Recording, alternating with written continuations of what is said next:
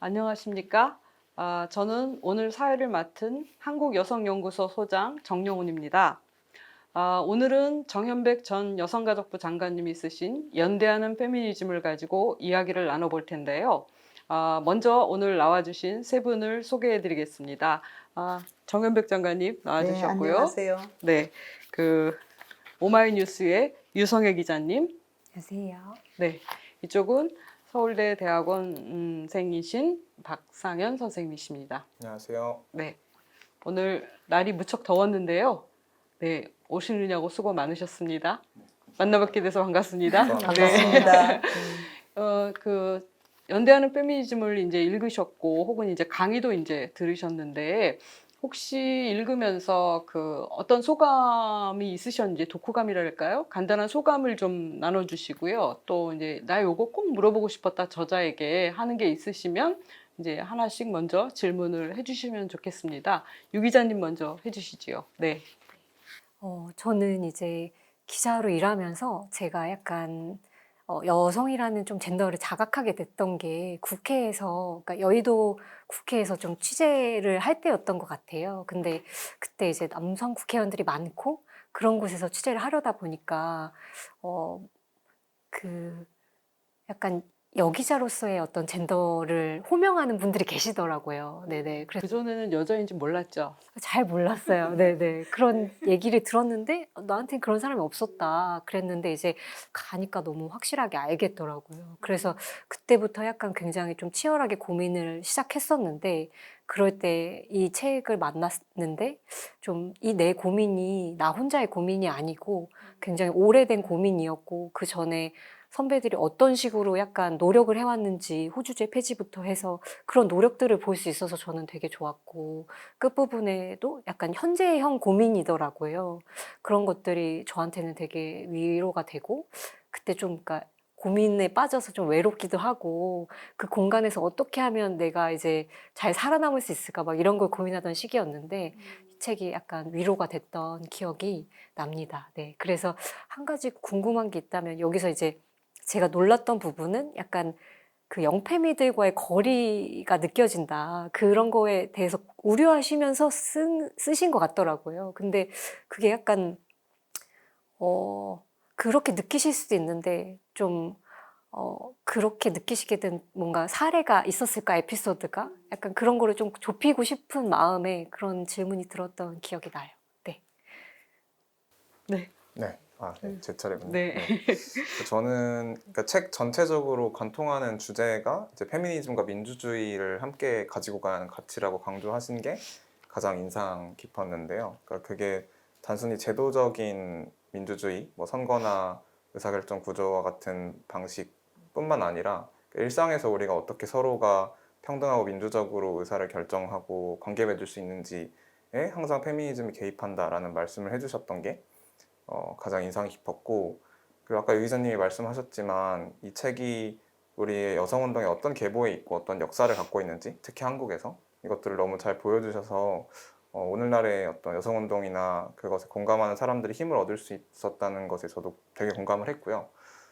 그러면서도 이제 그 역사들이 이제 오늘날의 여성들과 어떻게 연결되는지를 저도 구체적으로 어떤 장소와 계기로 연결될 수 있는지 여쭤보고 싶었습니다. 그러니까 책 전반적으로 그 역사를 함께 하셨음에도 불구하고 오늘날의 여성들에게 되게 애정어린 마음을 보내고 계신다는 건 잘 느껴졌는데 이 흐름들을 어떻게 같이 다 가져나갈 수 있는지에 대한 구체적인 고민들을 좀 더 나눠보면 좋겠다라는 생각이 좀 들었던 것 같습니다.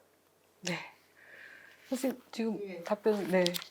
사실은 이 글을 쓰게 된 거는 이제 우리가 이렇게 고생해서 했는 일을 여성운동을 여기까지 갖고 왔는데 우리가 입을 열어서 얘기하면 라떼라고 하고 그래서 사실 좀 외로웠어요. 우리가 이제 그 올드 페미니스트들이 외로워서 영페미나 헬페미라고 하는 분들에게 어떻게 다가갈까 이런 고민을 하다가 사실은 이 글을 쓰게 됐거든요. 그래서 그런 점에서 이 글을 쓰고 나서 우리도 선배님과 생각이 비슷한데 하는 얘기를 종종 주변에서 들으면서 제가 굉장히 힘을 얻게 됐다는 말씀을 드리고요.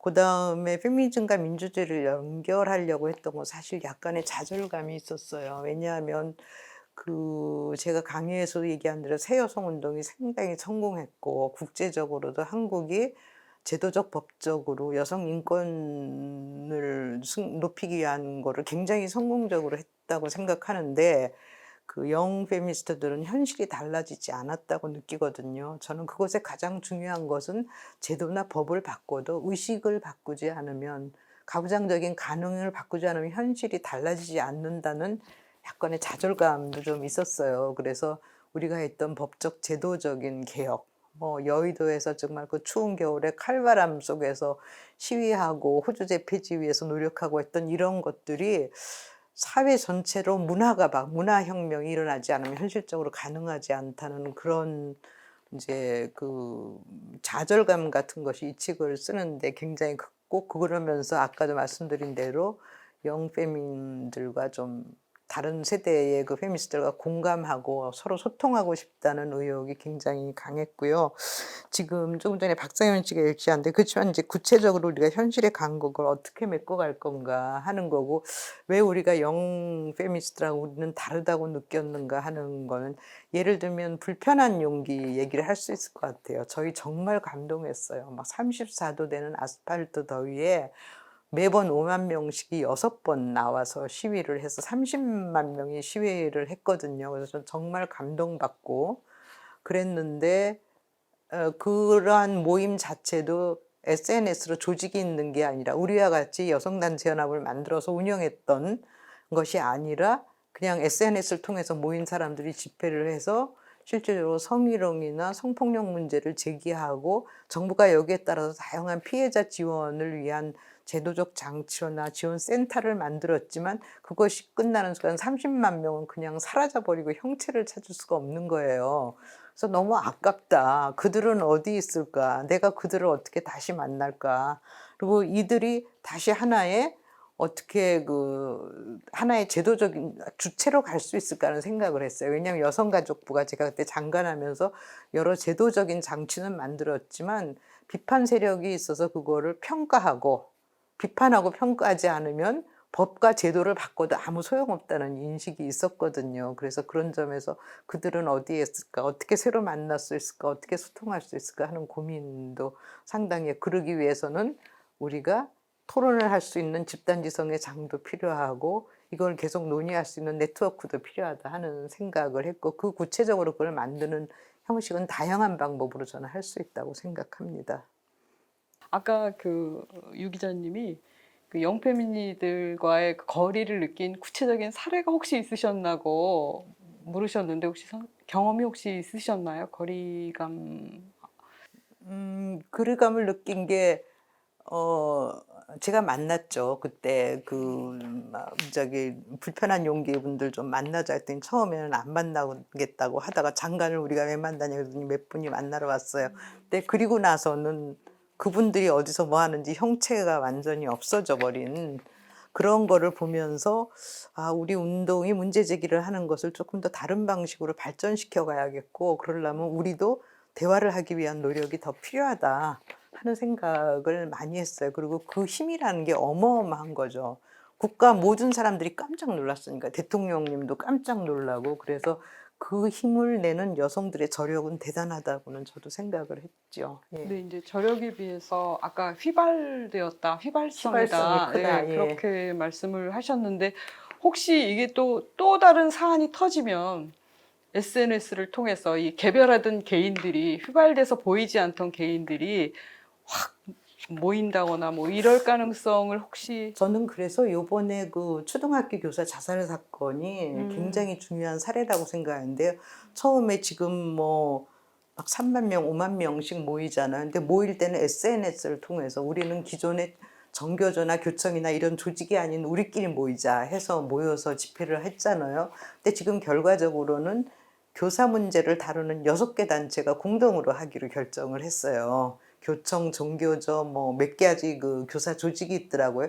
그들이 같이 토론을 해서 합일된 의견을 만들고 그걸 가지고 정부에 그걸 요구하면서 그거를 실현하기 위한 노력을 하니까 3만 명이라는 교사들 주체도 있지만 그들의 의견을 대변하면서 정부에 가서 협상을 할 수 있는 사람들을 만들어내고 그 구조를 가졌다는 게 저는 굉장히 중요하다고 생각하거든요. 그래서 각자가 가진 어떤 자유로운, 왜냐하면 조직이라는 게 항상 조직을 만들면 조직 내 권위주의가 있다든가 조직 내부의 민주주의가 안 된다든가 그런 문제가 있잖아요.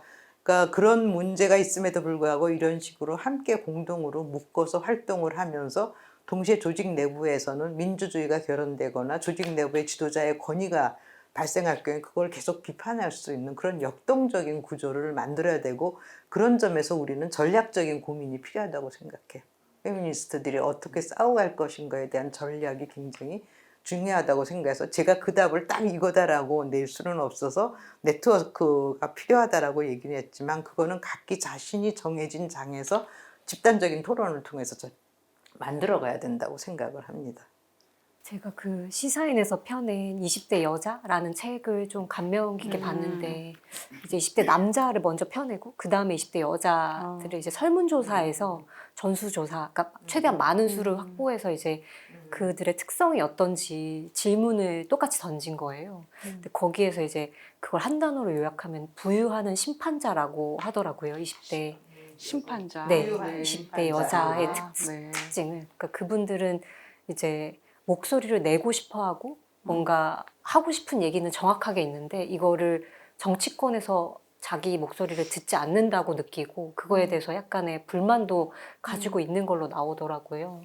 말씀하신 것처럼 약간 조금 이제 방식을 알아가고 찾아가는 과정인 것 같아요. 네, 그래서 조금 더 이제 제가 국회에 있을 때 들었던 어떤 인상 깊은 얘기 중에 하나는, 한 국회의원이 이제 20대와의 토론회를 기획했는데 그 토론회에 20대가 다 남성들만 나온 거예요. 근데 나중에 이제 여성 기자들이 왜 여성이 없었냐고 물어봤을 때 찾을 수가 없었다고 하더라고요. 그러니까 나올 사람을 구하지를 못해서 이제 20대들이 남성이 많이 나왔는데, 그런 거를 보면서 이제 의원실로 뭔가 자기의 목소리를 내고 요구하는 그 성비 자체가 남성이 훨씬 더 적극적이고 훨씬 더 이제 많이 이제 내 거를 챙겨달라고 한다고 하더라고요. 근데 그런 것들이 좀 이제 알아가는 단계가 아닐까? 지금, 네. 근데 저는 여성들이 좀 두려워하는 게 이게 좀 정치적인 문제에서 조금 조심스럽긴 하지만 민주당의 개딸 같은 경우에요.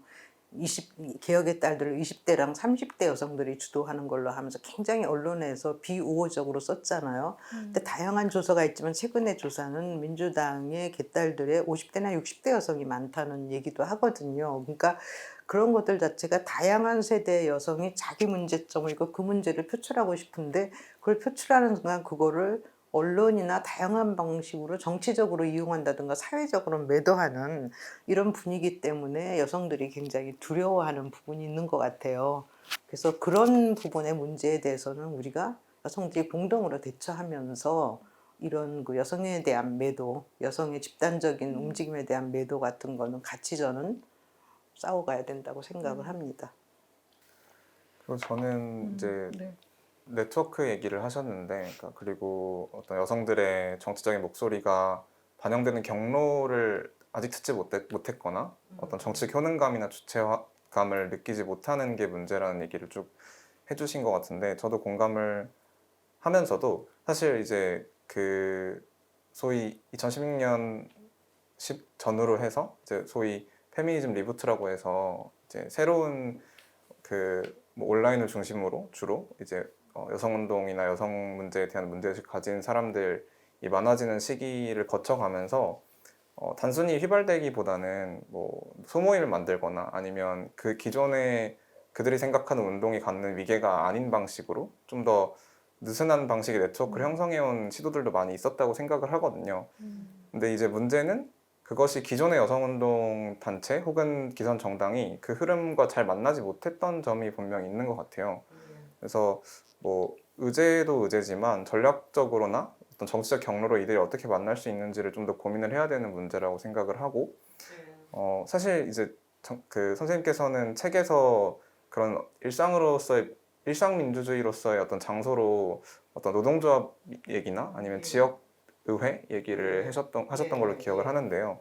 근데 그 지점을 어떻게 좀 더 활성화해서 사람들이 정치가 정말 일상의 문제고 그래서 페미니즘이라는 나의 일상적인 문제도 거기에 투영할 수 있겠다라고 느끼게 할 건지 그런 고민이 필요할 수도 있을 것 같고 근데 저는 한편으로는 이제 뭐 사실 노조나 지역의회는 이미 전통적인 정치의 경로고 여성뿐만 아니라 청년 세대가 이걸 내 정치 영역이라고 생각하지 못하는 경우도 많은 것 같은데 그렇지 않은 정치의 장소들을 좀 더 발굴해 볼 필요도 있지 않나라는 생각을 좀 하게 되는 것 같아요. 그래서 그게 뭐 학교가 될 수도 있고 각자의 작업장이 될 수도 있지만 그런 거에 대한 고민을 어디서 시작해야 될지 이런 얘기도 좀 여쭤보고 싶습니다.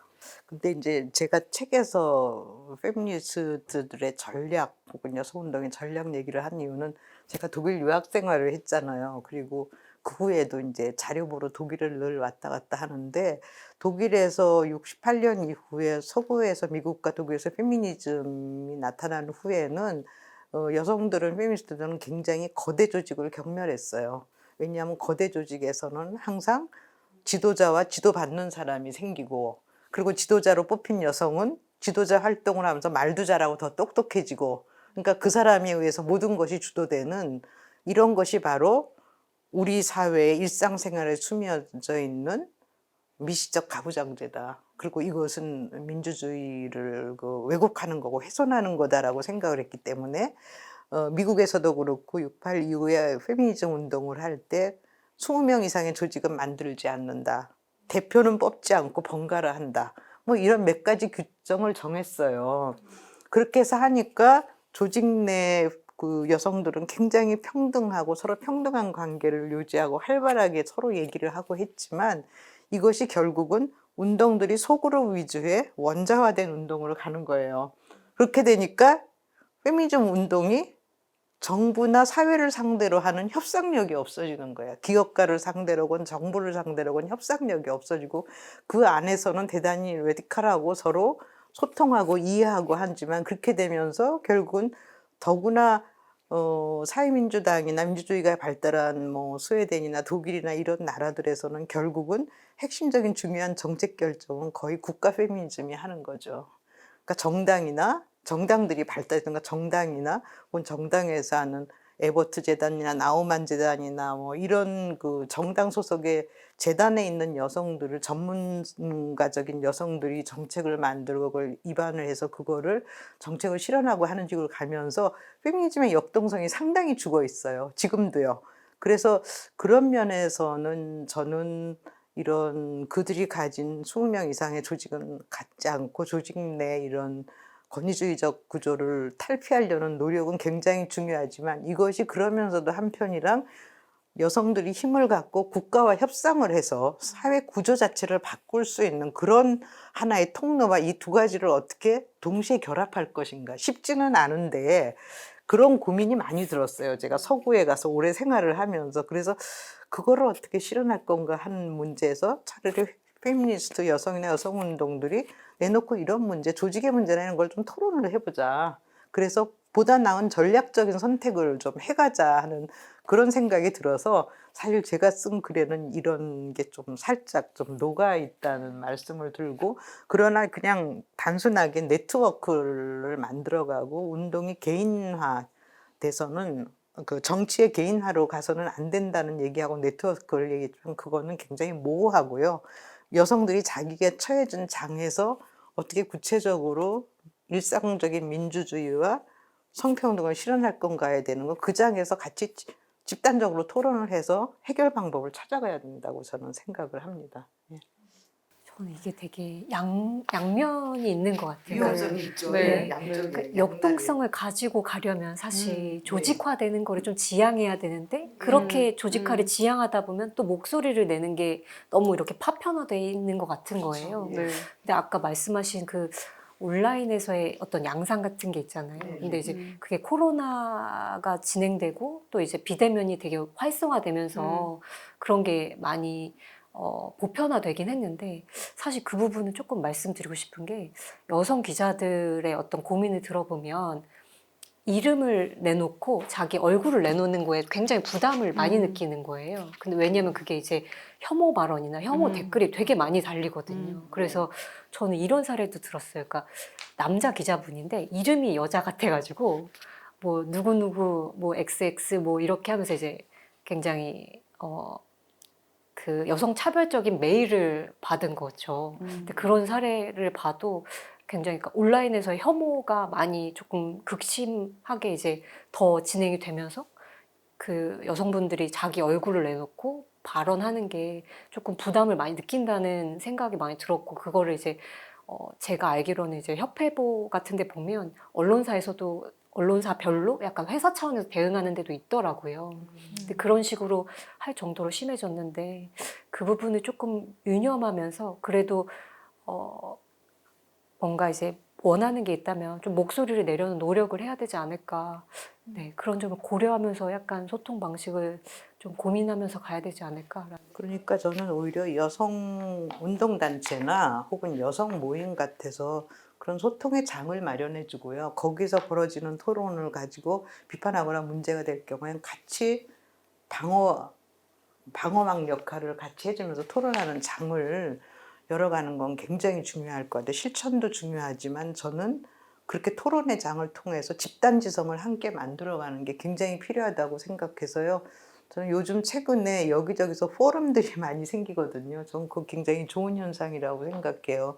구체적으로 몇 사람이 모여서 주택 문제, 부동산 문제, 청년들의 주거권 문제, 뭐 그 문제를 놓고 같이 토론을 하고 토론을 해서 결과를 도출하고 그래서 필요할 경우에는 정부에 건의도 할 수 있고 해서 일단은 저는 모여야 되고 아까도 말씀드린 대로 현실을 알아야 되고 그 다음에 그걸 집단적인 토론을 해서 의견을 모으고 그 다음에 그거를 뭐 정부에 요청한다든가 집단 행동을 한다든가 하는 식으로 하는 그 프로세스가 저는 여기저기에서 저는 이루어지는 게 굉장히 중요하다고 생각하고요.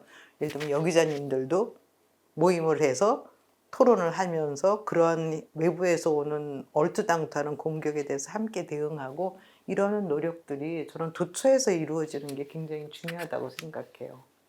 그리고 그런 면에서는 SNS는 굉장히 중요한 무기가 될 수 있죠, 우리한테.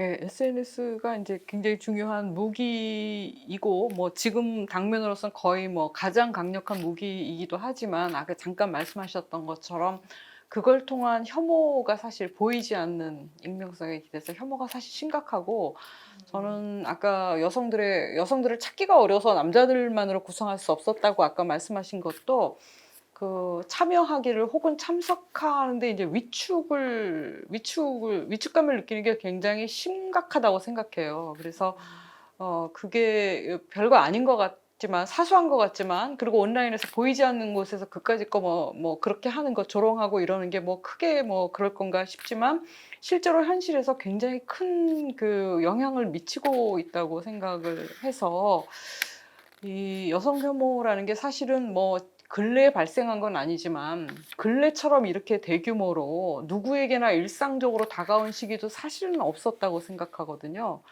이 문제에 관해서는 어떻게 하는 것이 좋을지, 이게 왜 발생했고 또 어떤 식으로 가면 좀 완화될 수 있을지, 해결할 수 있을지에 대해서 혹시 의견들이 있으시면은 좀 말씀을 해주시면 좋을 것 같아요.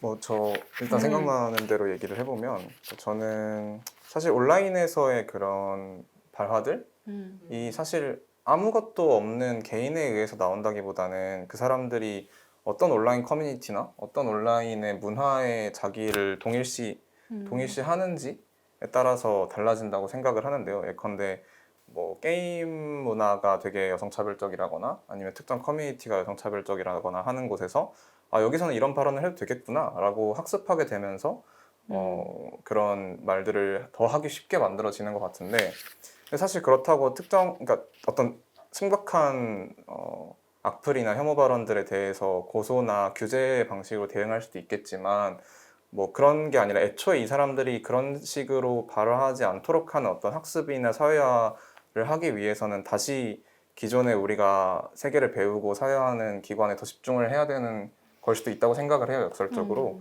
근데 어떤 젠더나 성별화되는 사회화를 하는 어떤 가장 대표적인 기관이 저는 학교 혹은 그러니까 국가가 주도하는 사회화 기관이라고 생각을 하거든요. 학교나 공교육기관. 네, 음. 공교육이나 뭐 음. 한국의 경우에 군대, 남성의 경우에 군대라거나 근데 그런 기관에서의 어떤 젠더에 대한 고민을 더 본격화해서 말씀하셨던 것처럼 어떤 토론을 하고 지식을 만들어 나가는 과정이 더 필요하고 그게 결국에는 온라인에서의 어떤 발화에도 반영될 수 있도록 하는 게 근본적으로는 필요한 것 같고요. 근데 그 다리의 어떤 매개가 되는 어떤 온라인에서의 특수한 상황들에서 당연히 대응을 해야 되지만 좀 더 근본적인 접근이 필요하지 않을까. 그러니까 우리가 흔히 온라인 세상은 온라인 세상이고 실제 세상은 실제 세상이라고 생각하지만 사실은 연결돼 있고 그래요. 같이 뭐 PC방에 가고 같이 그 온라인 커뮤니티에 있던 얘기를 다음날 떠들 수 있는 친구들이 있기 때문에 그걸 하는 거라고 생각을 하거든요. 그러면 그 사람들이 실제에서 그런 거 좀 이상한 것 같은데? 라고 규제를 하고 말을 걸어줄 수 있는 어떤 공동체나 기관들이 좀 더 필요하다는 생각을 저는 좀 하는 것 같습니다. 저는 이 과정에서 조금 강조하고 싶은 게 제가 뭐 잠깐 2018년에 그만두고 그 다음에 베를린에 가서 3달 있었어요. 그러면서 제가 도서관에서 그 독일에서 이루어지는 민주시민교육 거기서는 그거를 정치교육이라고 이름은 쓰지만 사실상 영미권에서는 독일어로는 폴리티시에 밀둥이라 그러지만 영미권에서는 그냥 민주시민교육이라는데 그 자료 학교에서 가르치고 있는 민주시민 교과서를 이렇게 쭉 제가 다 점검을 했어요. 검토를 하면서 저는 정말 등에서 전율이 일어났어요. 이렇게 민주시민 교육을 시켰구나. 이 나라는 교과서가 너무 잘 돼 있는 거예요. 그리고 전 놀란 게 민주시민 교육에 특히 이제 베를린 지역이 잘 돼 있는 민주시민 교육의 첫 장이 가난이란 무엇인가에서 시작돼요. 민주시민 교육의 교과서의 처음을 빈곤이란 무엇인가에 시작을 해서 쭉 설명을 하는데요. 이제 저는 최근에도 AI도 그렇고 이것도 마찬가지인데 미디어 문해 교육이 굉장히 중요한 것 같아요. 미디어 문해 교육하고 디지털 리터러시라고 하는 거, 디지털 문해 교육이 굉장히 중요하다고 생각하는데요. 저는 아까도 제가 그 강의에서도 얘기한 대로 알아야 될 책임, the responsibility to get to know라고 하는 게 민주시민 교육의 핵심이라고 뉴질랜드에서 온 분이 얘기한 대로 알아야 될 현실을 알아야 될 우리의 책임이 있는데 그 책임은 사실은 공교육기관인 중고등학교에서 민주시민 교육으로 시작해야 된다고 하고요. 지금 현재 상황에서 가장 급한 거는 미디어 문해 교육과 디지털 문해 교육, 성평교육 이런 것들을 통합적으로 가르칠 수 있는 민주시민 교육이 굉장히 저는 중요하다고 생각하는데요. 최근에 서울시 교육청에 민주시민 교육을 두고 뭐 의회에서 예산 자르는 문제랑 뭐 등등이 굉장히 일어나는 거를 보면서 사실은 AI 시대, 인공지능의 시대나 디지털의 시대에 이러한 민주시민 교육이 굉장히 학교에서 먼저 이루어지고 그러면서도 학교에서 학생들이라도 이렇게 같이 서로 팀을 만들어 갖고 자꾸 같이 공부하고 배우고 토론하면서 집단지성을 만들어가는 두 가지 과정이 저는 동시에 병행해서 이루어지는 게 우선은 가장 중요하다고 생각을 합니다. 그 민주시민 교육의 일장이 가난이란 무엇인가로 시작했다고 그러셨잖아요. 네. 이 장은 혹시 무엇인지? 정확히 기억은 안 나는데요. 이제 가난이란 무엇인가 하고 그 다음에 뭐 오히려 독일은 성평등 교육은 안 들어가 있어서 제가 놀랐어요. 민주시민 교육에 네네. 왜 안 들어가 있나 생각했더니 돼 있는 거죠.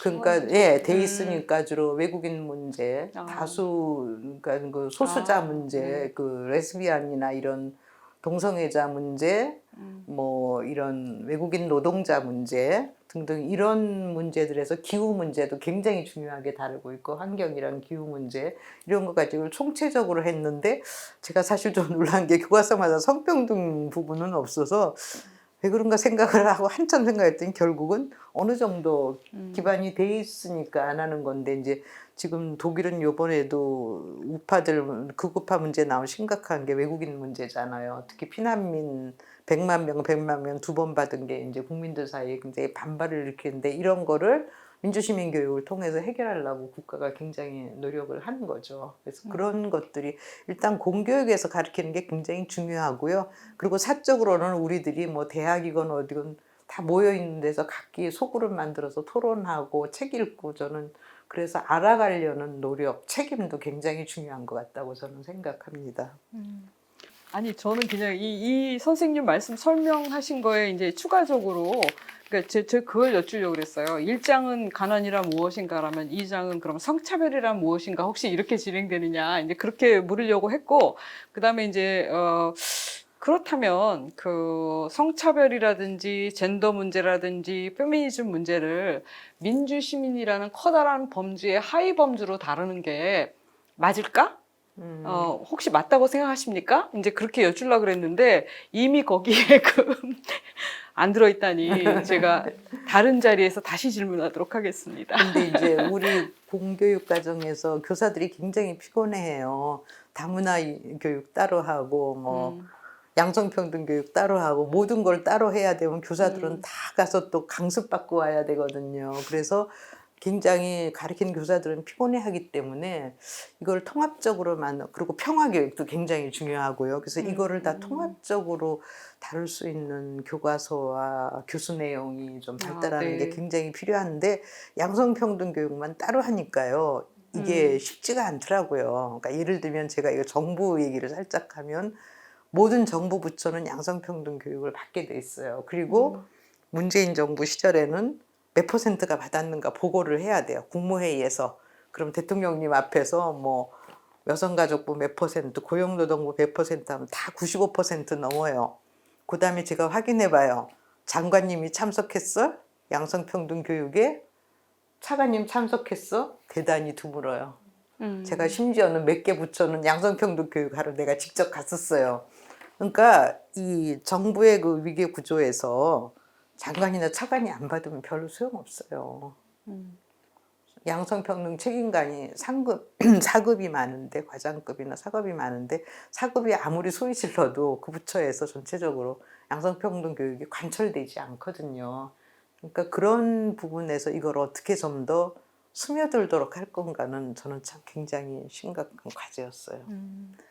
그러니까 연결되는 가치를 예. 통합해서 뭐 평화라든지 뭐 그래서 저는 성차별이라든지. 양성평등 교육만 따로 하는 것보다는 네, 민주시민 교육에 통합적으로 하면 오히려 학생들이 그 국가는 배워야 되니까 같이 배우면서 상호 연결성도 확인할 수 있지 않을까 그런 생각을 네. 해요. 알겠습니다. 양성평등만 따로 하면은 공무원은 95% 참석해요. 그렇지만 그렇더라도 아무리 그분들이 거기에 공감을 해도 장관이랑 차관님이 와서 듣고 이거 오라 이 정책 해보자 하지 않으면 실질적으로 힘들다는 거죠. 예. 네. 방금 말씀하신 거에 많이 공감하고 약간 페미니즘이라는 말이 조금 한국에서 아직 오해받고 있다고 생각이 돼요. 그러니까 페미니즘이라는 걸 얘기했을 때 어떤 사람들은 저는 이거를 성평등주의라고 번역하지만 어떤 사람들은 남자를 이제 버리고 가는 거 아니냐, 남성 차별, 남성 여성 우월 이런 식으로 해석하는 분들도 있는 거예요. 그래서 그런 부분이 조금 아직 좀 더 이제 저희가 고민해야 될 부분이 아닌가 싶기도 하고 또 공교육에서의 어떤 그 교육도 굉장히 중요하다는 걸 저도 공감하는데 거기에서도 약간 그 분투하시는 페미니스트들이 있거든요. 근데 이제 페미니즘에 대해서 교육한다고 하면 약간 항의가 들어오고 이제 부모님들이 좀 이게 너무 급진적인 교육 아니냐는 식으로 그런 식으로 해서 이제 막 고소를 당하신 분도 있더라고요, 실제로. 초등학교 교사 중에서는.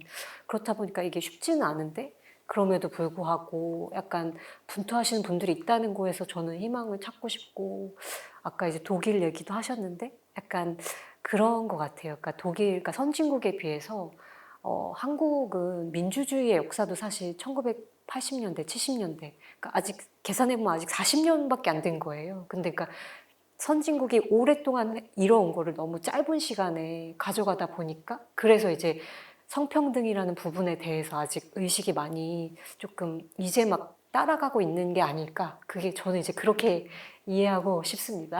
네. 제가 장관 시절에 강의하면서 많이 얘기했던 거는 일반 사람들이 사과가 10개 있는데 여태까지는 남성이 한 7개였고 여성이 3개 가졌는데 페미니즘이 발달하면 여성이 2개나 3개 더 뺏어갈 거다. 그러면 남성은 뺏기는 거다라고 생각을 하는데요. 그거는 우리가 흔히 얘기하는 제로섬 게임에서 10개 중에서 하나가 6개 가지면 하나는 4개뿐이 가질 수 없는 게 이제 제로섬 게임이잖아요. 정치학에서 하는. 그런데 사실은 성평등이 실현되면 10개 사과가 12개의 효과를 낼 수도 있는 거죠. 그래서 특히 페미니즘을 유럽이나에서 강조하는 이유는 성평등이 실현되면 굉장히 경제 성장의 효과가 높다고 보는 거예요. 그래서 제가 부처에 있을 때 그 IMF 총재로 라가르드 총재가 왔을 때 저랑 대담을 했어요. 여기 언론에도 나왔는데 그때 그분이 한국의 통계를 보면 여기서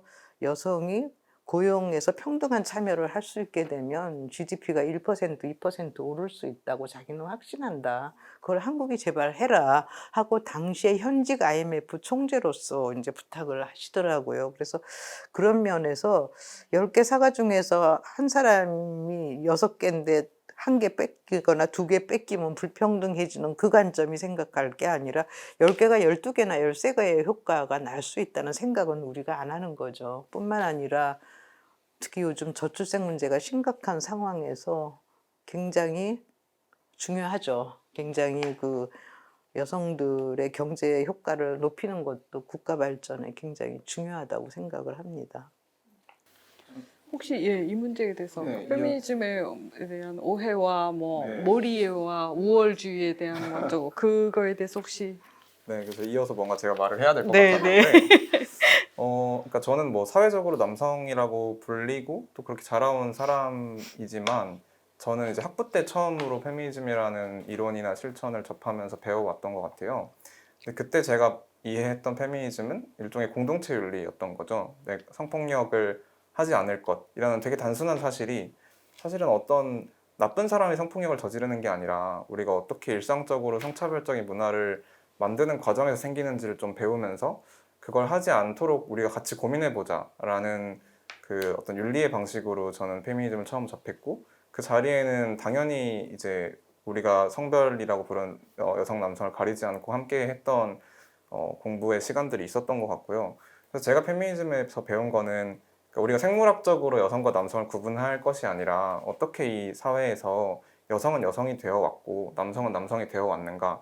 그런데 그 여성이라고 남성이라고 만들어진 어떤 사회에서 여성을 차별적으로 억압적으로 대하는 구조가 어떻게 만들어져 왔는가를 본 것이지 본질적으로 여성은 이렇고 남성은 이래서 남성이 더 여성을 항상 차별하고 그래서 남성이 문제다라는 얘기를 하진 않았거든요. 그래서 오히려 이 구조를 바꿀 수 있는 문제라는 어떤 힘을 준 이론이었던 것 같고 또 실천이었던 것 같아요. 그래서 이제 비유로 들면 이제 선생님께서 보통 제로섬 게임이라고 생각하지만 그 소위 파이라고 하는 것이 커질 수 있다고 생각해야 된다고 하셨는데 저는 더 나아가서 우리가 사과를 먹고 나눠야 한다고 생각했던 구조를 사과를 심어보면 어떨까? 아니면 사과 말고 다른 걸 먹어보면 어떨까? 라고 던져주는 문제를 가진 학문이자 실천 방식이 페미니즘이라고 생각했고 이제까지 그려진 남성 혹은 이제까지 그려진 여성 그러니까 마치 군사주의적이고 폭력적인 남성이 아니라 다른 남성을 상상할 수 없냐 혹은 항상 대상으로나 타자로만 상상되는 여자가 아니라 다른 여성을 상상할 수 없냐 아니면 그 양성을 넘어서 다른 성별이나 다른 존재들을 상상할 수 없냐는 질문을 항상 던졌던 학문이라서 저는 지금도 저 스스로 사회적으로 남성이라고 불리는 저를 이해하기 위한 가장 좋은 자원이 페미니즘이라고 생각하는 것 같습니다. 그런 의미에서 좀 생각해야 예. 되지 않을까. 저는 한 가지만 더 말씀드리면 사실 최근에 서울시에서 외국인 가사 도우미를 받아들인다고 하면서 저는 사실 조금 경악을 했는데요. 코로나 이후에 코로나 사태가 가져온 우리에게 주는 교훈은 아까 신국가주 얘기했는데 국가의 중요성이 굉장히 커졌고 우리 힘으로는 해결할 수 없고 우리가 함께 해결해야 된다는 의미에서 신국가주 얘기하지만 저는 더 적극적으로 공동체성이 아니면 공동체주의가 더 적극적으로 살아나야 된다고 생각을 해요. 그러는데 정부가 당장 급하다고 내놓는 저출생 문제에 대한 해결을 내놓은 외국인 가사 도우미 같은 경우 보면 국내에서 이미 외국인 가사 도우미를 쓰고 있는 집들을 보면은 중 3층 이상이 아니면 감당할 수 없는 비용의 돈을 줘야 돼요. 그러니까 중산층이나 서민들이 도저히 다가갈 수 없는 제도이고요. 지금 홍콩이나 몇 개 나라들에서 지금 이 외국인 가사 도우미에 대한 인권 침해, 뭐 성희롱, 성차별 온갖 문제들이 지금 불거져서 아시아 국제회담 홍콩 여성들이 굉장히 적극적으로 이 문제 많이 제기하고 있거든요. 그래서 나는 외국인 가사 도우미를 쓴 게 아니라 우리 국내에서 쓰고 그분들에게 급여를 올려드려야죠. 지금 지난 정부 때 하다 못했는데 지금 요양보호사들의 급여나 처우 문제도 굉장히 뭐 고민하면서 계속 문제 제기하는 돌봄과 미래재단이 그런 고민을 하고 있고, 마찬가지로요. 우리가 쓸 수 있는 공공의 제도적인 그 연계를 통해서나 아니면 공동체성을 살리면서 양육이나 가사 문제를 해결할 수 있는 방안 굉장히 많이 고민하는 게 중요하다고 생각해요. 우리 때도 하고 지금도 하고 있지만 여성가족부가 하고 있는 공동육아 나눔터 같은 거는 아파트에서 주민들이 같이 돌봄 시설을 만들고 같이 번갈아 시간을 내서 아이를 돌봐주고 뭐 장난감도 교환하고 이런 게 제가 있을 때 이미 여성가족부가 한 180군데 정도 하고 있었거든요. 그러니까 그것이 마을 운동도 되면서 공동체도 살아나면서 아이 돌봄의 문제도 해결하는 이런 노력들이란 말이에요. 이런 것들을 통해서 문제 해결을 해야 되는데 오히려 정부가 외국인 가사 도우미를 얘기를 하니까 저는 굉장히 경악했고, 우리가 코로나 이후에 이런 문제들을 해결하기 위해서는 우리 안에서 공동체성이 더 살아나는 방향으로 가는 게 굉장히 저는 중요하다고 생각해서 여성이야말로 윤리적 차원에서 우리 사회가 어느 방향으로 가야 되는 거와 관련해서 이런 공동체주의 문제가 더 적극적으로 거론되고 모델이 만들어지고 실험이 이루어지고 저는 그런 것이 굉장히 중요하다고 생각을 합니다. 그러면은 이제 지금 말씀하신 거하고 연결해서 생각을 하면 외국인 가사 도우미 문제는 사실 그 돌봄, 자녀를 양육하고 또 타인을 돌보고 뭐 노인을 돌보고 한다는 그 돌봄 노동, 요새는 그 돌봄을 노동화한 것도 사실은 굉장히 페미니스트들의 그 성과이긴 하죠. 그전에는 그건 그냥 원래 자연적으로 주어진 성 역할이었기 때문에 어떤 노고도 인정받지 못했지만 그게 노동이라는 이름을 붙음으로써 이제 그것도 노고와 이제 가격으로 칠 수 있는 어떤 행위가 돼버리긴 했는데, 어쨌든 그 돌봄 노동이 굉장히 성별화되어 있잖아요. 이건 여성의 어떤 고유한 것이다라고 성별화되어 있는 거를 외국인 가사 도우미라는 문제로 해결을 하면 이 성별화가 더 강화되는 거잖아요. 계급화 플러스 성별화 강화. 그런 거가 이루어지기 때문에 이제 이 문제는, 그리고 그게 저출생 문제를 해결할 수 있을까? 저출생 문제는 사실 이런저런 사안의 결과물일 뿐인데, 이게 외국인 도우미를 드린다고 해서 좀 싼 가격에 드린다고 해서 많은 사람들이 그분들을 도우미를 채용한다고 해서 저출생 문제가, 그렇게 되면 저출생은 결국 여성의 문제였다라는 식으로 계속 환원하는 거기 때문에, 그러니까 이거는 그러니까 본말이 전도된, 결과와 원인이 전도된 그런 거라는 생각이 들어서 결코, 그러니까 윤리적으로도 뭐 공동체적 관점에서도 옳지 않지만 이게 실제로 정책으로서도 이게 과연 성공을 할 수 있을까? 이게 완전 실패한 것이다. 본말을 잘못 보는 것이다. 이제 저는 좀 그렇게 생각을 했고요. 제가 이제 비용이 있더라도 얼마를 낼 수 있는 비용이 있다 할지라도 그 외국인 가사 도우미, 조선족 이모, 베트남 이모를 사용해서 그분들의 도움으로 자녀들을 키울까라고 생각을 하면 잘 모르겠거든요. 돌봄이라는 게 그 수고와 노동의 측면도 있지만 거기는 가치관도 들어있고 철학도 들어있고 감정도 들어있고 이제 5만 가지가 들어있는 굉장히 총체적인 어떤 행위이기 때문에 그게 이제 밥 주고 기저귀 갈아주고 이런 노동으로만 단순히 환원되지 않는 측면이 있어서 그게 그 측면을, 그러니까 돌봄이라는 것 자체를 너무 이렇게 축소해서 바라보기 때문에 지금 저렇게 제안을 한 것이 아닐까, 저는 그렇게 생각을 해봤습니다. 저는 그래서 이제 제가 말씀드린 건 첫 번째로는 제가 얼마 전에 광주 특별시 얘기를 좀 들을 기회가 있었는데요.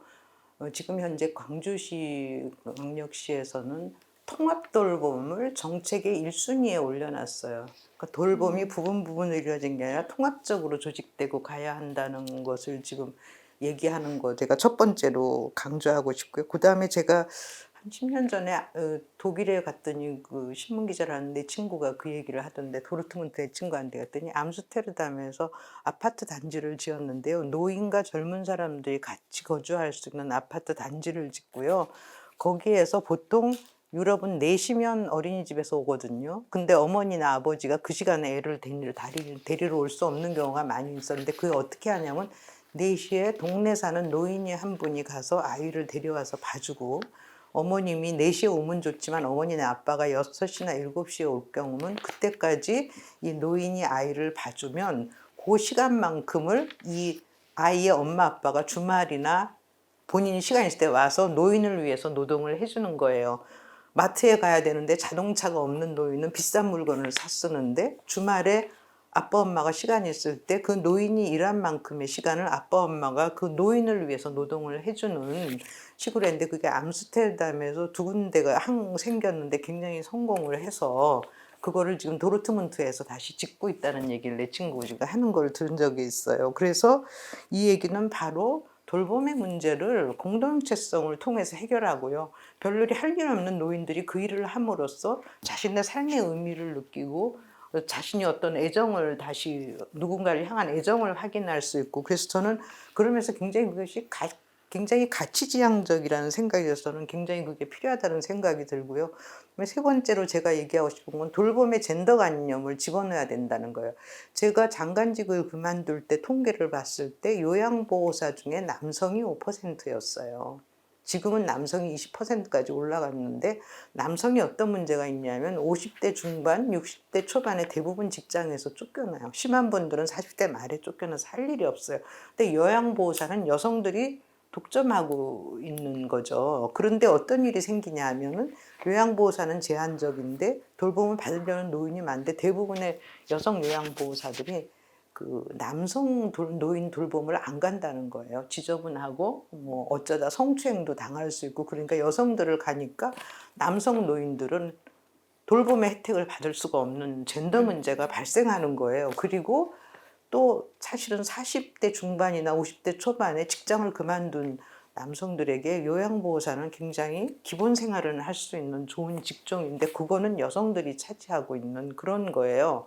그래서 여기에서 저는 굉장히 제가 경향신문에 한번 인터뷰를 하면서 이거를 성별, 젠더 관점을 고려해서 이거를 해야 된다라고 얘기를 해서 다행히 지금은 20%까지 올라왔어요. 남성들한테도 굉장히 중요한 돌봄의 기회가 주어지고 특히 남성 노인들은 남성을 선호하는 경우도 있어요. 그래서 이런 돌봄의 구체적인 부분에서 저는 공동체성이 실현해야 되고 플러스해서 젠더 관점이 고려돼야 된다는 거예요. 왜냐하면 돌봄을 받아야 되는 90세 뭐 100세 된 남성 노인도 있고 또 취업을 할 필요가 있는 남성들도 있거든요. 그래서 이거를 하기 위해서는 여성이 여태까지는 저대표성이 문제지만 남성 부분도 어느 부분에서는 저대표가 되어 있다는 거죠. 그런 점에서 돌봄이 국가의 정책에서 지자체 정책에서 1순위로 올라가고 통합돌봄은 바로 이런 부분을 고려해서 돌봄이 만들어지는 이런 과정으로 가야 된다고 생각하는데 정말 외국인 가사도우미 같은 거는 이런 공동체성에 역행한다고 저는 생각해요. 아, 네. 네, 예. 잠깐 좀 얹으면 저도 네. 공감을 하면서 그러니까 아주 추상적으로 얘기하면 그러니까 돌봄이라는 개념을 되게 부차적인 것이고 하찮은 거라고 생각하는 경향이 있는 것 같아요. 근데 사실 뭔가 인간을 돌본다고 할 때 그 인간이 뭐 노동을 하든가 일을 하든가 하는 거랑 돌봄이랑 분리되어 있다고 생각하지만 사실은 인간이 스스로를 돌보거나 서로를 돌봐주지 않으면 살아갈 수 없는 삶이라는 게 있고 또 인간이 아니라 뭐 집이나 뭐 내가 쓰는 도구나 이런 것도 사실 사용하는 그 순간만이 아니라 내가 얘를 계속 관리하고 돌보는 과정이 필요한 건데 사실 보통은 사용하는 그 순간, 일하는 순간만 생각하지 그걸 유지하기 위한 돌봄의 순간들은 부차적인 걸로 여기는 것 같은데 그래서 특히 여성의 어떤 가정에서의 노동을 부차하고 돈으로 책정할 수 없는 당연한 것으로 여기면서 사실은 그게 착취가 되고 이 사회를 유지해 왔던 게 아닌가라는 생각을 하게 되는데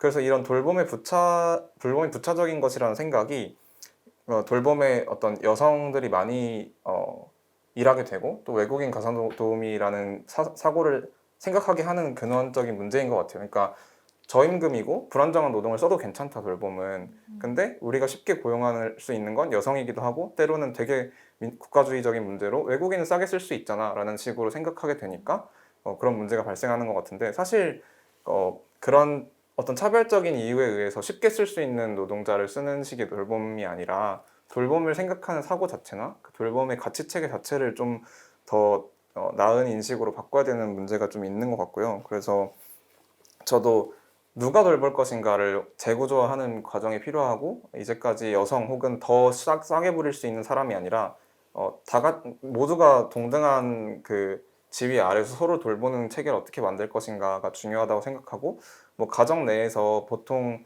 이제 여성이 돌봄을 여성만이 부담을 질 때 이제 남성도 부담을 져야 한다라는 논의가 있는데 그것도 당연히 필요하지만 꼭 남성과 여성만 있는 어떤 가족을 상상할 수 있는 게 아니라 뭐 예컨대 논의되고 있는 생활동반작업이라든가 하는 식으로 우리가 아주 일차적인 공동체의 돌봄 관계를 어떻게 만들 것인지를 다시 상상하는 과정이 좀 더 필요하지 않을까 그런 생각을 좀 하게 되는 것 같습니다. 네.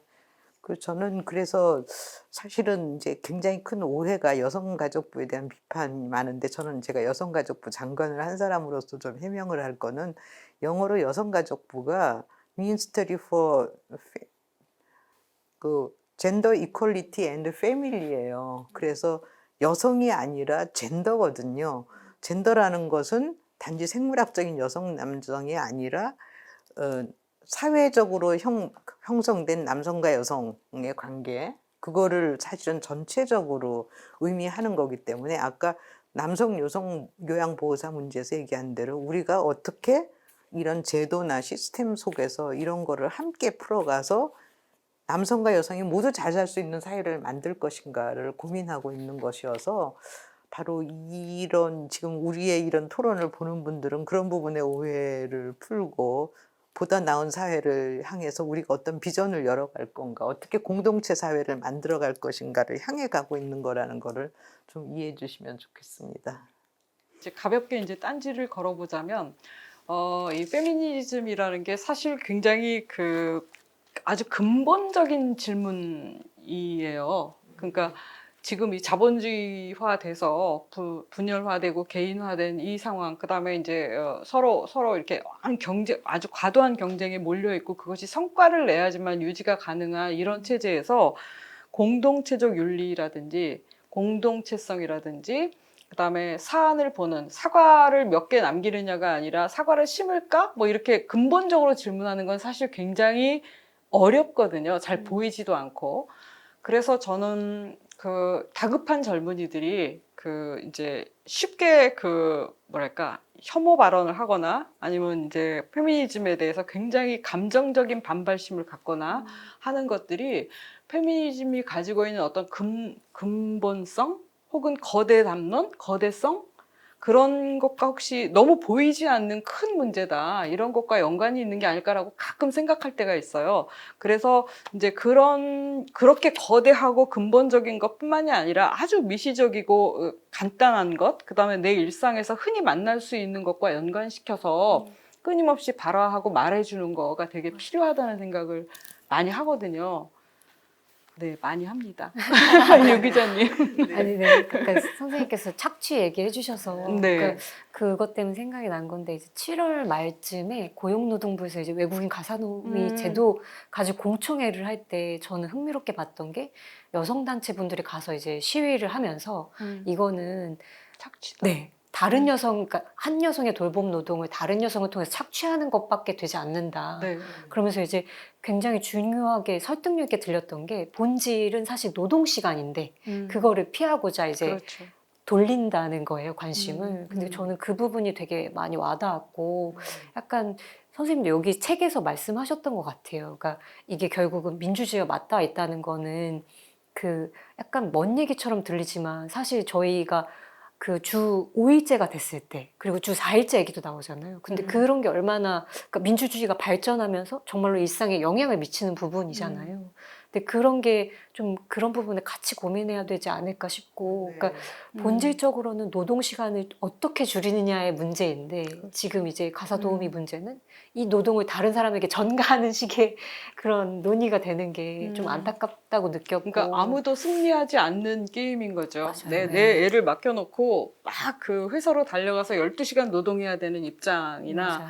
옛날에 우리 처음으로 학교 급식 식당 만들어졌을 때 내가 도시락을 싸는 수고는 줄고 그 시간은 줄었지만 도시락을 안 싸주는 대신에 학교 조리 식당원으로 조리원으로 취직을 해서 거기서 3시간, 4시간씩 노동해야 되는 거. 그러니까 도시락을 안 싸주.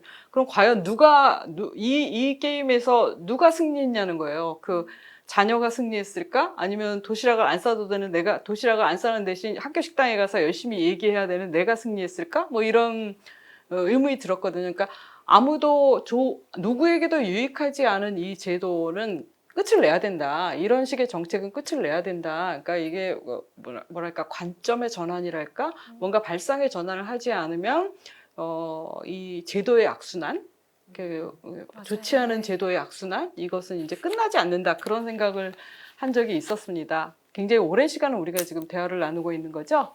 네.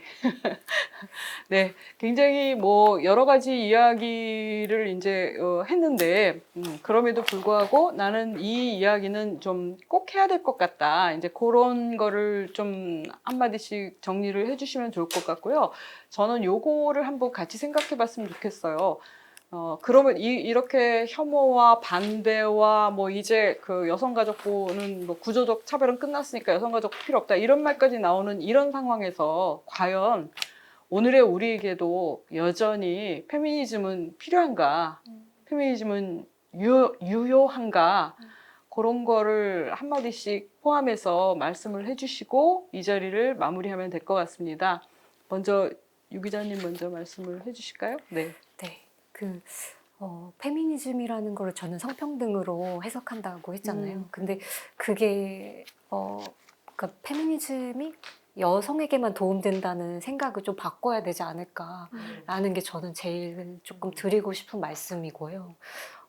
그리고 아까 말씀하신 거 들으면서 그런 생각도 들었어요. 그러니까 한국의 남성들은 반드시 군대에 가야 되잖아요. 근데 그 구조부터 따져보면 사실 분단이라는 구조가 같이 껴있는 거거든요. 그렇죠. 근데 거기에서 만약에 조금 더 남북이 평화로워지고 서로 이제 교류만 해도 군사적 긴장은 확 내려갈 거거든요. 근데 그러면 이제 모병제도 생각해 볼 수 있고 여러 가지 다른 상상을 해볼 수 있다는 게 저는 되게 중요한 부분인 것 같아요. 그래서 네, 페미니즘이라는 게 단지 여성만을 위한 것이 아니고 그 사회 모든 구성원들에게 도움이 된다. 그런 부분을 좀 말씀을 드리고 싶습니다. 그래서 저는 지금 유 기자님이 얘기하신 맥락에서 사실은 박성현 씨도 좀 그런 질문을 생각하신 것 같은데요.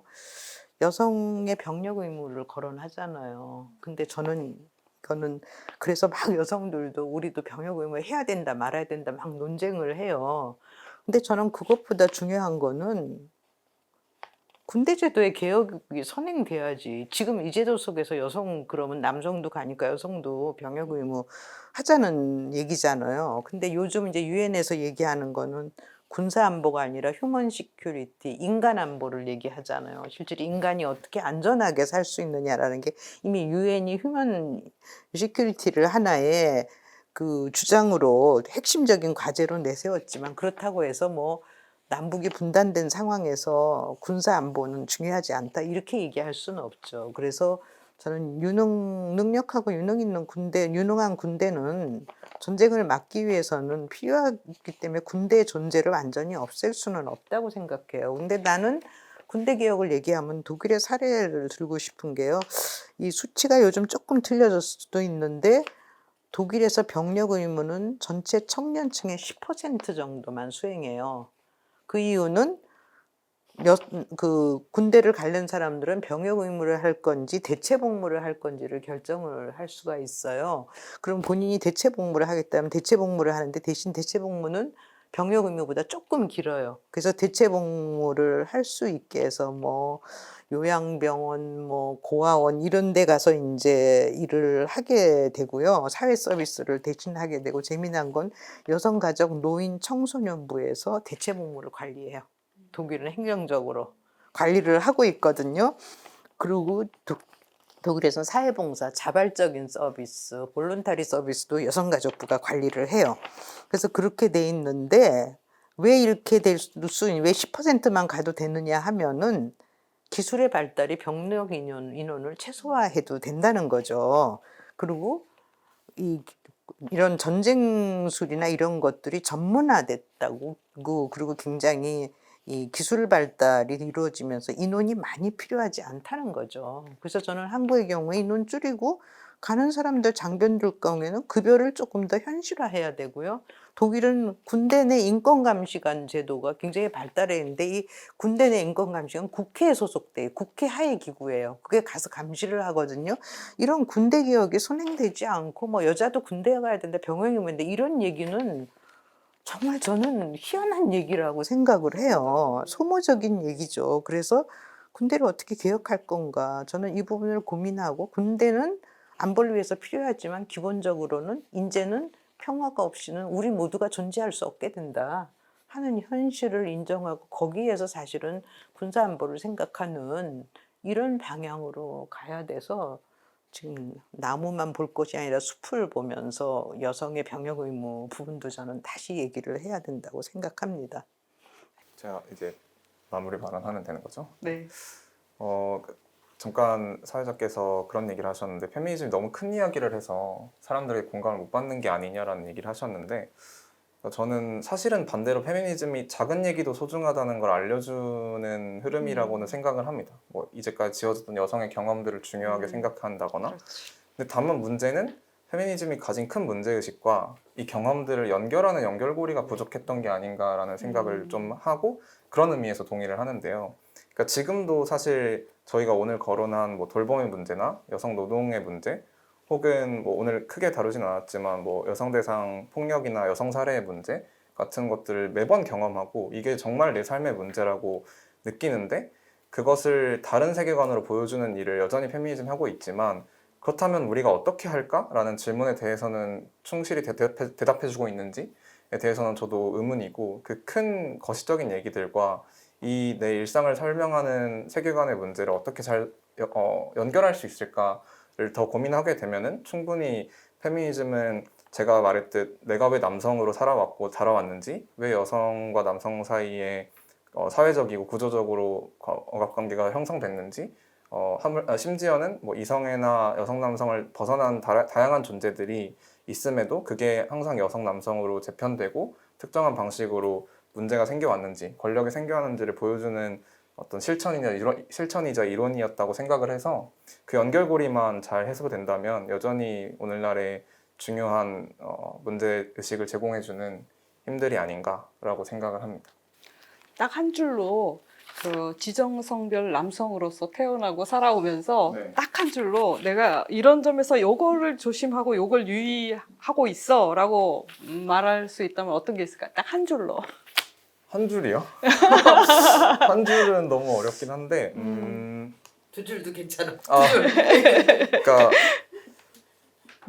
늘 얘기했지만 왜 내가 남성이 되었는가를 먼저 생각해 봐야 되는 것 같아요. 그러니까 내가 느끼고 내가 경험하는 게 그냥 내가 원래 이런 게 아니라 그렇게 배우고 학습해온 면이 있고 사실은 차별적으로 작동했던 면이 있다는 걸 좀 경계할 필요가 있는 것 같고 가만히 있어도 차별적으로 작동할 수 있다. 네. 근데 그렇다고 모두를 비난하자는 게 아니고 네. 근데 모두가 그 구조 안에서 벗어날 수 없다면 그러니까 혹은 그렇게 자라왔다면 그걸 어떻게 더 잘 바꿔나갈 수 있을까를 같이 고민하는 게 우선적인 것 같아요. 그래서 내가 자라온 배경을 살펴보고 이게 남에게 피해가 가지 않는 방식으로 바꿀 수 있지 않을까라는 고민을 같이 하면 좋다고 저는 생각을 합니다. 네, 알겠습니다. 감사합니다.